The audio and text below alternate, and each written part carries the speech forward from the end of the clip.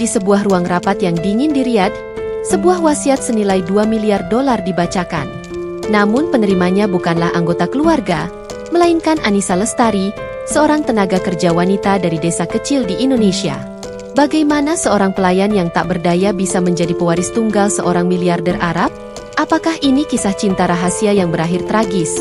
Atau sebuah skema manipulasi paling licik dalam sejarah? Ini adalah perjalanan investigasi mengungkap kebenaran di balik warisan yang mengguncang sebuah dinasti. Pada kesempatan kali ini, saya akan membawakan sebuah kisah dramatis yang terasa begitu nyata, terinspirasi dari perjuangan yang seringkali tak terlihat. Cerita ini akan membawa kita mengikuti perjalanan Anissa, seorang TKW yang terjebak dalam sangkar emas penuh kekejaman, hingga akhirnya harus berjuang di meja hijau melawan keluarga super kaya untuk merebut kembali hak dan martabatnya. Mari kita mulai kisahnya. Dokumen digital bernomor 17, sebuah rekaman video ponsel berkualitas rendah, menampilkan seorang gadis muda bernama Anissa Lestari.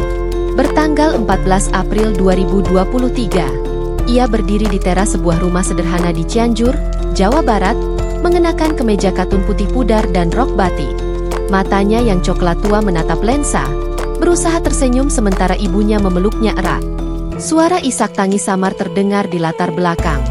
Anissa janji, "Bu," ucapnya dalam rekaman itu, suaranya sedikit bergetar. "Semuanya akan baik-baik saja. Anissa akan mengubah nasib kita."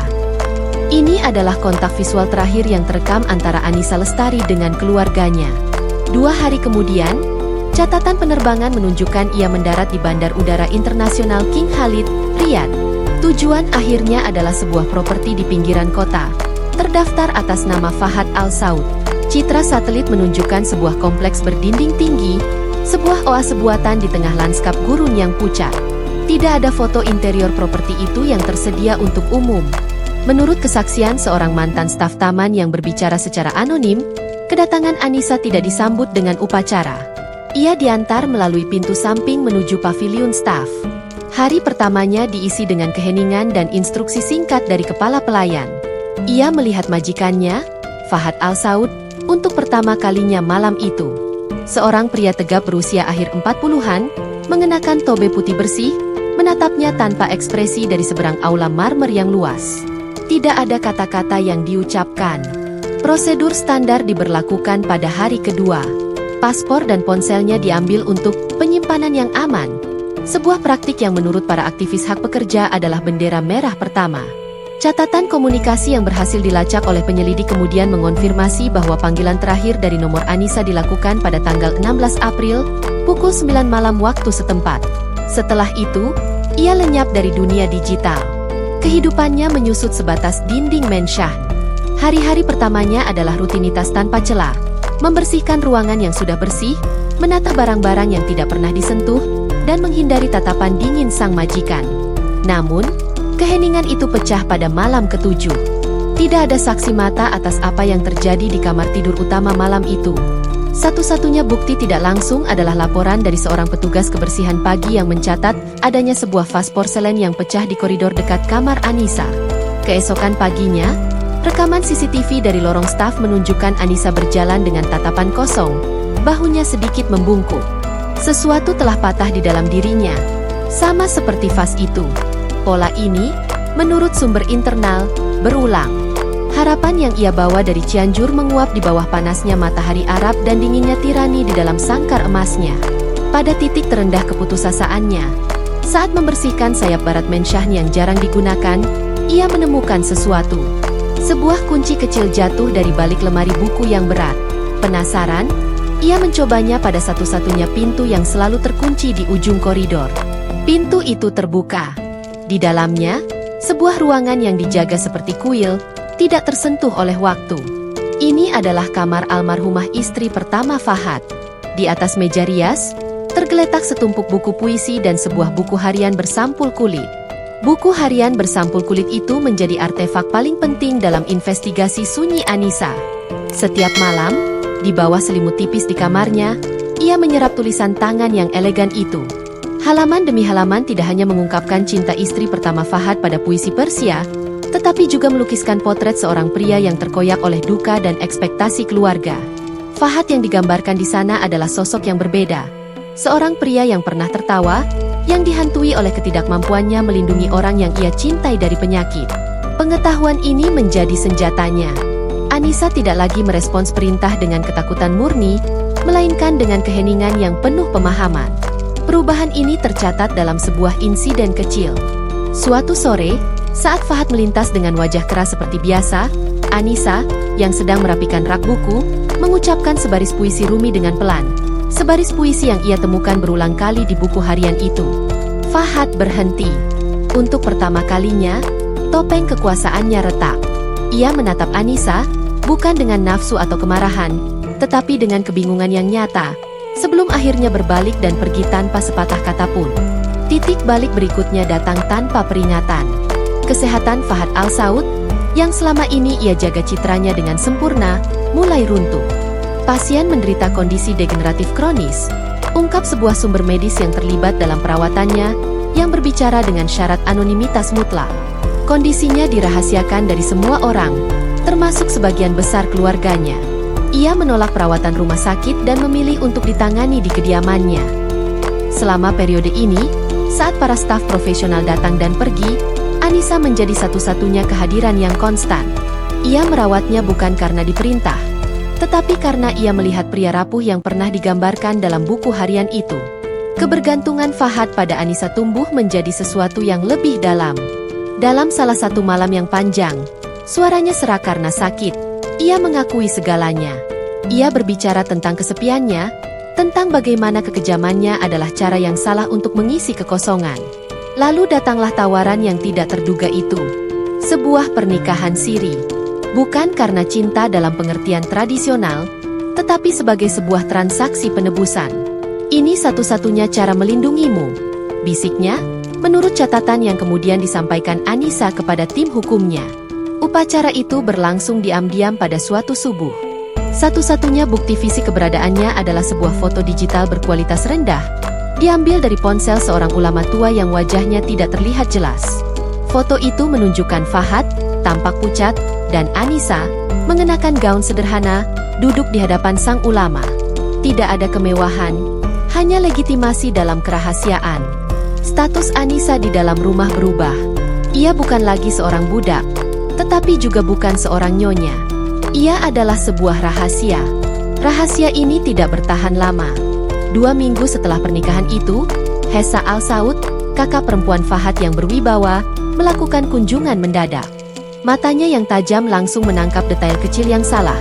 Sebuah kalung safir peninggalan istri pertama Fahad melingkar di leher Anissa. Hessa berhenti di tengah ruangan, tatapannya dingin menusuk. Ia tidak melihat Anissa. Ia melihat seorang penyusup, seorang pencuri yang tidak hanya mengambil perhiasan, tetapi juga tempat terhormat dalam sejarah keluarganya. Konfrontasi dengan Hessa Al-Saud menjadi awal dari akhir sebuah era rahasia. Namun, sebelum Hessa dapat melancarkan serangannya, takdir bergerak lebih cepat. 3 hari setelah kunjungan itu, pada tanggal 27 November 2023, Fahad Al-Saud meninggal dunia dalam tidurnya.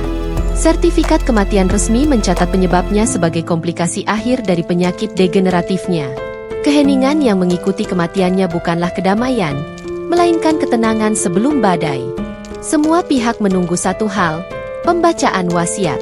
Acara itu diadakan seminggu kemudian di kantor firma hukum Al-Tamimi Partners, sebuah ruangan berpanel kayu gelap yang terasa sesak oleh ketegangan.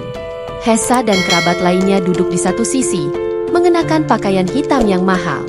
Di sisi lain, duduk Anissa Lestari, didampingi oleh seorang perwakilan konsuler tingkat rendah yang berhasil ia hubungi. Ia tampak kecil dan terasing di tengah kemewahan yang dingin itu. Pengacara utama, seorang pria bernama Ibrahim, membacakan dokumen itu dengan nada monoton yang disengaja. Ia melewati daftar aset, properti di London, portofolio saham di New York, kepemilikan di berbagai perusahaan regional. Lalu ia tiba di klausul terakhir, klausul pembagian warisan. Seluruh sisa aset, properti, dan kepemilikan atas nama Fahad bin Abdulaziz Al-Saud. Ibrahim berhenti sejenak, mengangkat pandangannya dari kertas.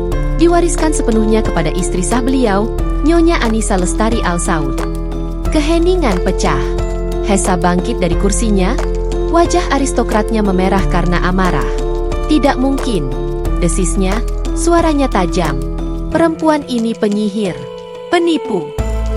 Kekacauan meletus. Tuduhan dilontarkan. Anissa hanya bisa duduk diam, mematung. Pertarungan itu tidak berlangsung lama. Malam itu juga, Anissa diusir paksa dari Mensyah. Sejumlah staf memberikan kesaksian serupa. Ia digiring keluar gerbang utama oleh penjaga keamanan pribadi Hesa, tanpa dokumen, tanpa uang, hanya dengan pakaian yang melekat di badan. Ia sebatang kara di jalanan Riyadh pada tengah malam. Dalam waktu kurang dari 48 jam, keluarga Al Saud mendaftarkan gugatan hukum darurat untuk membatalkan wasiat. Argumen mereka sederhana dan brutal. Anissa adalah seorang oportunis yang telah memanipulasi seorang pria yang sakit dan rentan. Kasusnya menjadi sensasi media di Teluk. Anissa, yang putus asa, akhirnya menemukan perlindungan di sebuah penampungan yang dikelola oleh sebuah organisasi hak asasi manusia internasional. Mereka mendatanginya setelah menerima sebuah telepon anonim dari seorang pria tua dengan aksen Mesir, sang ulama. Dengan dukungan hukum dari organisasi tersebut, Anissa memutuskan untuk melawan. Pertarungan di ruang sidang berlangsung alot dan pahit. Tim hukum Anissa menyajikan salinan foto pernikahan siri itu. Namun, pengacara Hesa sudah siap. Pada hari sidang ketiga, mereka mengeluarkan senjata pamungkas mereka. Yang mulia, ujar pengacara utama mereka, sambil menyerahkan sebuah map tebal kepada hakim. Kami memiliki bukti tak terbantahkan. Sebuah laporan medis komprehensif dari 6 bulan terakhir kehidupan almarhum, yang ditandatangani oleh 3 spesialis berbeda, yang menyimpulkan bahwa kondisi neurologis Tuan Fahad telah membuatnya secara mental tidak kompeten untuk membuat keputusan hukum yang sah, termasuk mengubah surat wasiatnya. Laporan medis itu adalah pukulan yang nyaris mematikan bagi kasus Anissa.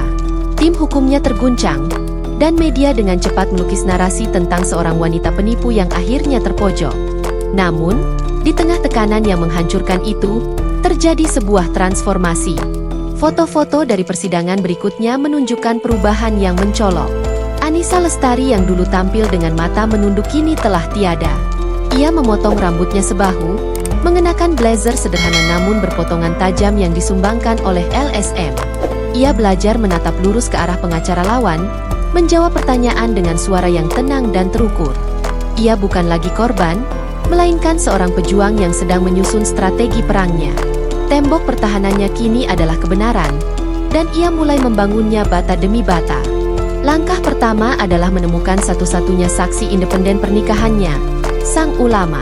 Tim investigasi dari LSM melacaknya selama 2 minggu hingga ke sebuah desa kecil di dekat perbatasan Yordania, tempat ia bersembunyi karena takut akan pengaruh keluarga Al Saud. Setelah diyakinkan akan adanya perlindungan hukum, ia setuju untuk bersaksi. Terobosan kedua datang dari ingatan Anissa sendiri. Ia teringat Fahad, di hari-hari terakhirnya, sering berbicara ke sebuah tablet digital, merekam catatan dan pemikiran bisnisnya saat ia terlalu lemah untuk mengetik. Tim hukumnya segera mengajukan mosi untuk mengakses barang-barang pribadi almarhum, dengan alasan barang tersebut mengandung bukti yang relevan. Setelah perdebatan hukum yang sengit, hakim mengabulkannya. Di dalam tablet itu, mereka menemukan sebuah folder audio terenkripsi. Isinya adalah harta karun. Lebih dari 20 jam rekaman suara Fahad dari bulan terakhir hidupnya.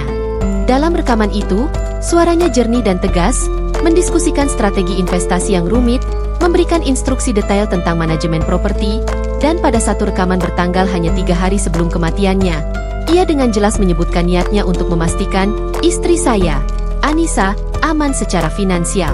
Ini adalah bukti telak yang membantah klaim ketidakkompetenan mental. Di persidangan, rekaman audio itu diputar, mengisi ruang sidang dengan suara hantu seorang pria yang sangat berkuasa atas akal sehatnya. Sang ulama kemudian naik ke mimbar, memberikan kesaksian di bawah sumpah tentang upacara pernikahan yang telah ia pimpin.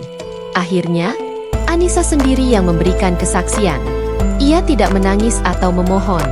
Dengan ketenangan yang dingin, ia menceritakan kisahnya, dari hari pertama di Mensyah hingga hari kematian Fahad. Sebagai pukulan terakhir, saat ditanyai tentang hubungannya dengan keluarga, Anissa menatap langsung ke arah Hesa dan merujuk secara samar pada sebuah insiden keluarga yang sangat pribadi dari masa lalu. Sebuah detail yang hanya bisa ia ketahui dari buku harian istri pertama Fahad. Wajah Hesa memucat. Itu adalah sebuah pesan. Anissa tahu lebih banyak dari yang mereka kira. Seminggu kemudian, putusan itu datang. Pengadilan, berdasarkan bukti rekaman audio dan kesaksian saksi, memutuskan untuk mendukung Annisa Lestari, mengukuhkan validitas pernikahan dan surat wasiat tersebut. Saat palu diketuk dan kilatan kamera menyelimutinya, Annisa tidak tersenyum. Dokumentasi video dari momen itu menunjukkan wajah seorang wanita yang baru saja memenangkan perang, namun kini dibebani oleh beratnya kemenangan itu sendiri.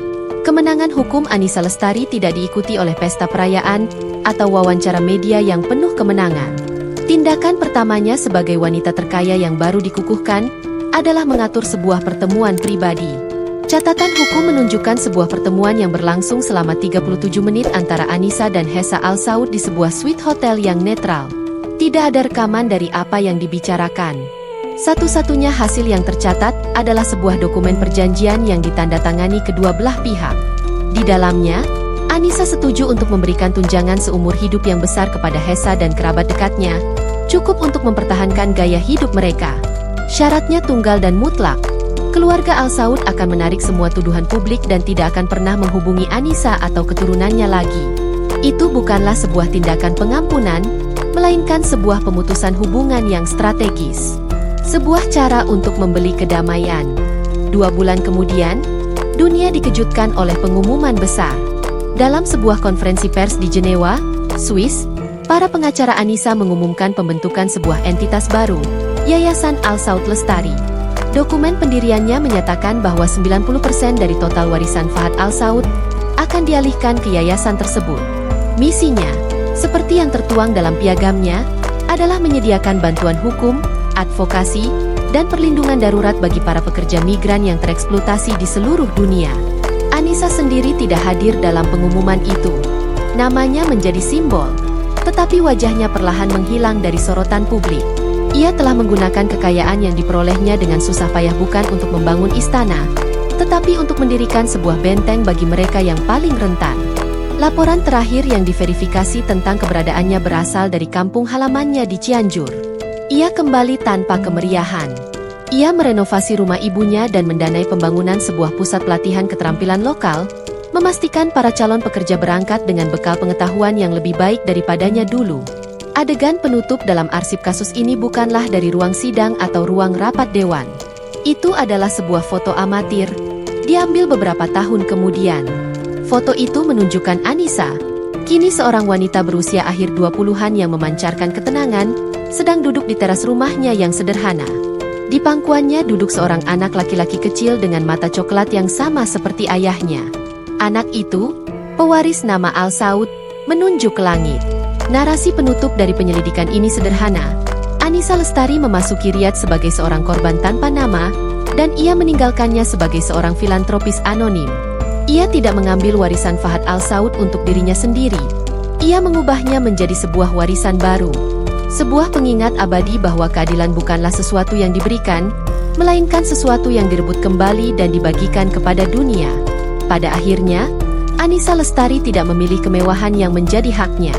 Ia justru mengubah tragedi dan kemenangannya menjadi sebuah warisan yang jauh lebih besar, dengan mendedikasikan hampir seluruh hartanya untuk mendirikan yayasan pelindung bagi para pekerja migran di seluruh dunia. Ia menemukan kekuatan bukan dari uang, melainkan dari kemampuannya untuk mengubah nasib orang lain. Hikmah utama dari cerita ini adalah pengingat yang kuat bahwa martabat sejati tidak bisa dibeli atau diberikan. Ia harus diperjuangkan. Dan kemenangan terbesar bukanlah saat kita mendapatkan apa yang kita inginkan, tetapi saat kita menggunakan kemenangan itu untuk mengangkat mereka yang masih berjuang dalam sunyi. Perlu diingat bahwa kisah yang baru saja Anda saksikan adalah sebuah karya fiksi yang dirancang serealistis mungkin agar kita semua bisa memetik pelajaran berharga di dalamnya. Terima kasih yang tulus saya ucapkan karena Anda telah setia menonton hingga akhir cerita. Jika Anda tersentuh dengan kisah ini, jangan lupa tinggalkan komentar di bawah tentang pelajaran apa yang paling berkesan bagi Anda, atau bagian mana yang menjadi favorit Anda. Jangan lupa juga untuk tekan tombol like jika Anda suka ceritanya, dan subscribe agar kita bisa terus berbagi kisah-kisah inspiratif lainnya. Sampai jumpa di cerita berikutnya.